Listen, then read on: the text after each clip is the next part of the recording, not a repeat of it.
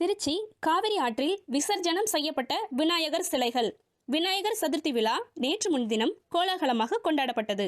திருச்சி மாநகரத்திற்குட்பட்ட பகுதிகளில் பல்வேறு இடங்களில் விநாயகர் சிலை வைக்கப்பட்டு 3 நாட்கள் பூஜை நடைபெற்று வந்தது. இந்த நிலையில் இன்று 3வது நாள் அனைத்து சிலைகளும் நேற்று மாலை 6 மணிக்கு மேல் மேலதாளத்துடன் ஊர்வலமாக எடுத்து வரப்பட்டு காவிரி ஆற்றில் கரைக்கப்பட்டன.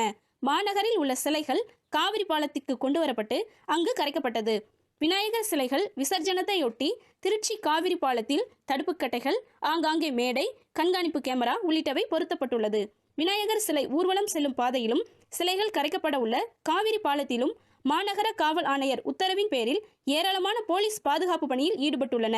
விநாயகர் சிலைகள் ஊர்வலத்தை முன்னிட்டு ஊர்வலம் செல்லும் பாதையில் போக்குவரத்து இடையூறு ஏற்படும் சமயத்தில் போலீஸ் உயர் அதிகாரிகளின் உத்தரவின் பேரில் போக்குவரத்தில் அவ்வப்போது சிறு சிறு மாற்றங்கள் செய்து போக்குவரத்து சரி செய்யப்பட்டது.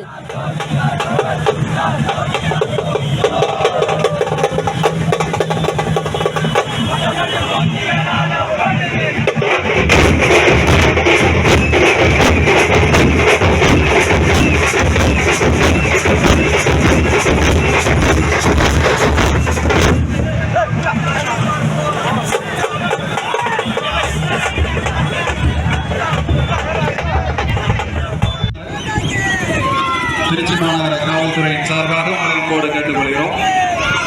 வீட்டில் இருந்து கொண்டு வந்திருக்கக்கூடிய பிள்ளையாரெல்லாம் பிளாஸ்டிக் கேரி பையோட தயவுசெய்து யாரும் காவிரி ஆற்றில் போடாதீங்க. காவிரி ஆற்றை மாசுபடுத்த வேண்டாம். சுத்தமாக பாதுகாப்பது நம் கடமை. பிளாஸ்டிக் கேரி கையில் எடுத்துட்டு போயிருங்க.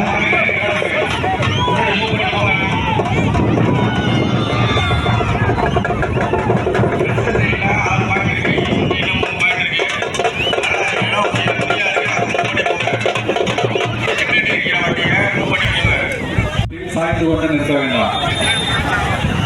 காவிரி ஆற்றின் 2 பகுதியிலும் கிழக்கு பக்கம் மேற்கு பக்கம் உள்ள தடுப்பு சுவரில்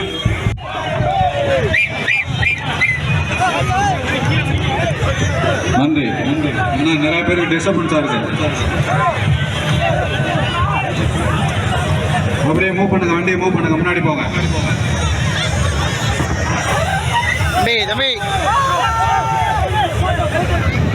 காவல்துறை அறிவிப்பு.